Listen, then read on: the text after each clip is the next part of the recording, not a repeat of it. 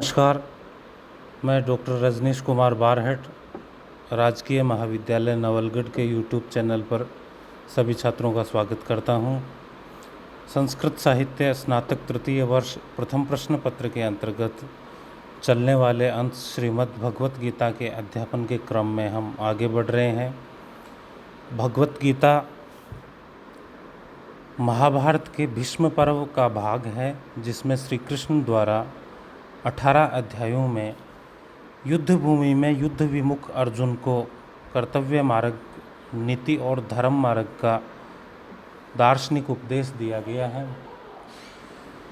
गीता के 3 अध्याय हमारे पाठ्यक्रम में संकलित है, द्वितीय, तृतीय और चतुर्थ।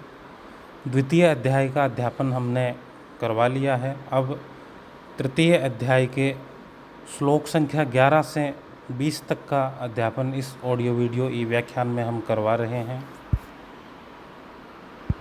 11वें श्लोक का वाचन है, देवान भावयतानेन ते देवा भावयन्तु वै परस्परम भावयन्ते श्रेय परम वाप्यशत्। श्लोक संख्या 11 से लेकर 20 तक के प्रसंग में श्री कृष्ण द्वारा यज्ञ के महत्व का प्रतिपादन किया गया है। कर्मयोग के इस अध्याय में कर्म की महत्ता और कर्म के श्रेष्ठ होने का प्रतिपादन करने के उपरांत जो यज्ञ रूपी कर्म है, संसार के कल्याण के लिए जो यज्ञ रूपी कर्म है, उसकी महत्ता में हम क्रमशः आगे बढ़ रहे हैं। देवान देवताओं को भावयते संतुष्ट करो, अनेन इस यज्ञ के द्वारा। ते देवा वे देवता, भावयन्तु संतुष्ट करें वह तुम लोगों को। कृष्ण कह रहे हैं कि इस यज्ञ के द्वारा देवताओं को संतुष्ट करना चाहिए और वे देवता लोग हैं, तुम सबको संतुष्ट करें।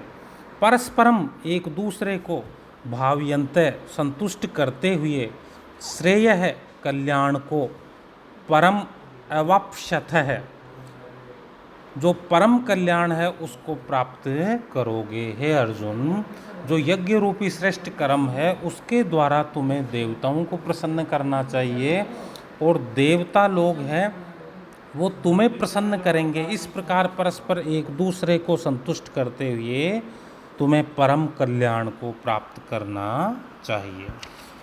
12वें श्लोक का वाचन है, इष्टान भोगान ही वो देवा दास्यन्ते यज्ञ भाविता तेर दत्तान प्रदायेभ्यो यो भुंक्तेस्तेन एव सह।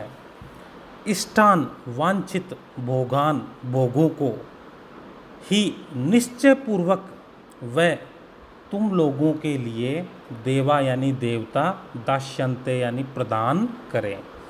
देवता जो इच्छित भोग है, वांछित भोग है, उन सारे भोगों को तुम्हारे लिए प्रदान करें। यज्ञ भाविता यज्ञ के द्वारा संतुष्ट हुए, ते उनके द्वारा दत्तान प्रदान किए गए, अप्रदाय निवेदन किए बिना, एभ्य इन देवताओं को, यह जो भुंक्ते भोगता है, स्तेन है, स्तेन का अर्थ है चोर, एव अवश्य से यानी वह अवश्य ही चोर है। कौन चोर है? जो इन देवताओं को अर्पित किए बिना जो यज्ञ के फलों का उपभोग करता है वो निश्चय ही चोर है। इस प्रकार देवताओं और मनुष्यों में परस्पर सामंजस्य होना चाहिए। इस यज्ञ कर्म में देवताओं और मनुष्य में सदैव परस्पर सामंजस्य होना चाहिए। यज्ञ से संतुष्ट हुए देवता तुम्हें मनचाहे भोग प्रदान करें। उनके द्वारा दिए गए भोगों को जो पुरुष उनके बिना दिए ही भोगता है वह निश्चय ही चोर है। इस प्रकार इस 12वें श्लोक का अर्थ है। आगे 13वां श्लोक है, यज्ञ शिष्टाशिनः संतो मुच्यन्ते सर्व किल्बिषे भुंजते ते त्वघम पापा ये पचन्त्यात्म कारणात्। यज्ञ शिष्टाशिन है, यज्ञ में बचा हुआ प्रसाद पाने वाले संतः श्रेष्ठ पुरुष मुच्यन्ते छूट जाते हैं, किससे? सर्व किल विषय, सभी प्रकार के पापों से छूट जाते हैं। जो यज्ञ रूपी श्रेष्ठ कर्म के उपरांत जो फल रूपी प्रसाद बचता है, उस प्रसाद को भोगने से पुरुष है सभी प्रकार के पापों से मुच्यन्ते यानी छूट जाते हैं। भुंजते भोगते हैं, ते वे, तू अघम पापम, अत्यधिक पाप को भोगते हैं। ये जो लोग पचंती पचाते हैं आत्म कारणात, अपने शरीर के लिए ही जो उपभोग करते हैं, अपने शरीर मात्र के लिए ही जो भोगों को पचाते हैं, ऐसे लोग हैं महान पाप को प्राप्त होते हैं। और जो श्रेष्ठ यज्ञ रूपी कर्म के उपरांत बचे हुए फल का उपभोग करते हैं, वे लोग पुण्य को प्राप्त करते हैं। इस प्रकार है अर्जुन, तुम्हें जो यज्ञ रूपी श्रेष्ठ कर्म है, उसमें विधि विधान के पूर्व साथ प्रजा मात्र के कल्याण का ध्यान रखते हुए यज्ञ कर्म करते हुए जो अवशिष्ट बचता है, जो शेष बचता है, उसका उपभोग करना चाहिए। और मात्र अपने स्वार्थ के लिए किया गया उपभोग है वो पापों को प्राप्त कराता है। 14वां श्लोक है, अन्नाद भवन्ति भूतानि पर्जन्यात् तदन्न संभव है, यज्ञात् भवति पर्जन्यो यज्ञ कर्म समुद्भव है। अन्नात्, अन्न से, भवन्ति उत्पन्न होते हैं, भूतानि संपूर्ण प्राणी। श्री कृष्ण कह रहे हैं कि सारे ही प्राणी अन्न से उत्पन्न होते हैं, अर्थात अन्न पर ही निर्भर रहते हैं। प्राणियों की जो सृष्टि प्रक्रिया है उसका मूल आधार अन्न है।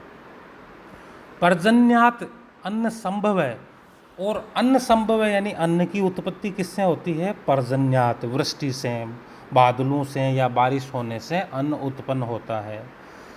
यज्ञात् भवति पर्जन्य, और यज्ञ से वृष्टि की उत्पत्ति होती है, बारिश की उत्पत्ति होती है। इस प्रकार यज्ञ कर्म समुद्भव है, और जो यज्ञ है वो कर्मों से उत्पन्न होने वाला है। तो कर्म की महत्ता का प्रतिपादन करते हुए कहते हैं कि संपूर्ण प्राणी है वो अन्न से उत्पन्न होते हैं, अन्न है बारिश से उत्पन्न होता है, वृष्टि है वो यज्ञ से उत्पन्न होती है, और यज्ञ है कर्मों से उत्पन्न होता है। इसलिए जो सद्कर्म है, श्रेष्ठ कर्म है, जो कर्म मार्ग है, जो कर्म योग है, वो सभी स्थितियों में अत्यधिक महत्वपूर्ण है। 15वां श्लोक है, करम ब्रह्मोद्भवम विद्धि ब्रह्माक्षरम समुद्भवम तस्मात् सर्वगतम ब्रह्म नित्यम यज्ञ प्रतिष्ठितम। कर्म को ब्रह्मोद्भवम, ब्रह्म से उत्पन्न हुआ, विद्धि यानी जानो।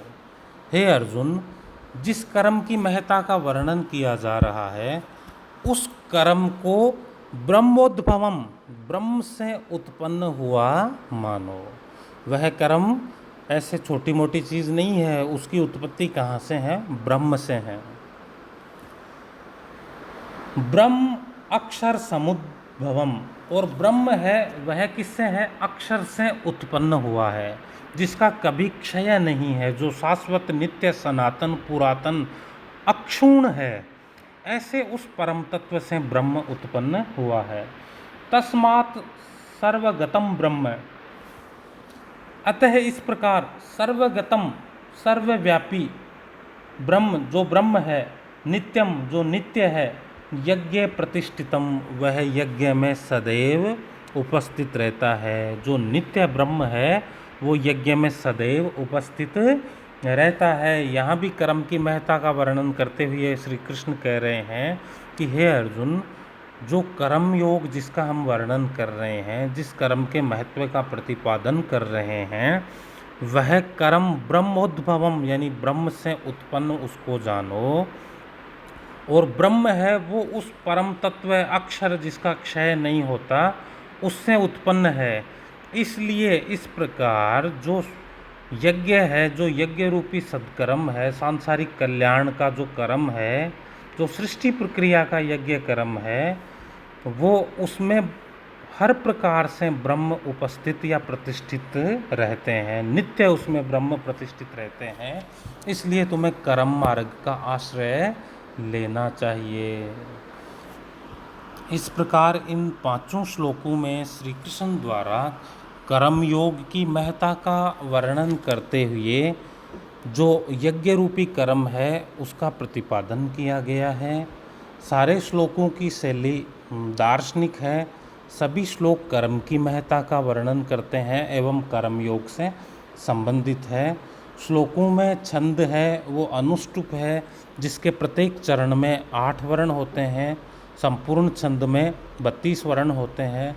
छंद का लक्षण है श्लोके षष्ठम गुरुर्गेयम सर्वत्र लघु पंचमम द्विचतुष्पादयो रस्वम सप्तमम दीर्घे मन्ययो। इन श्लोकों में जो वैदिक यज्ञवाद है उसका प्रभाव परिलक्षित होता है। इस प्रकार इन 5 श्लोकों को छात्र अच्छे प्रकार से व्याख्या एवं प्रश्नों के दृष्टिकोण से सुदृढ़ करेंगे। धन्यवाद।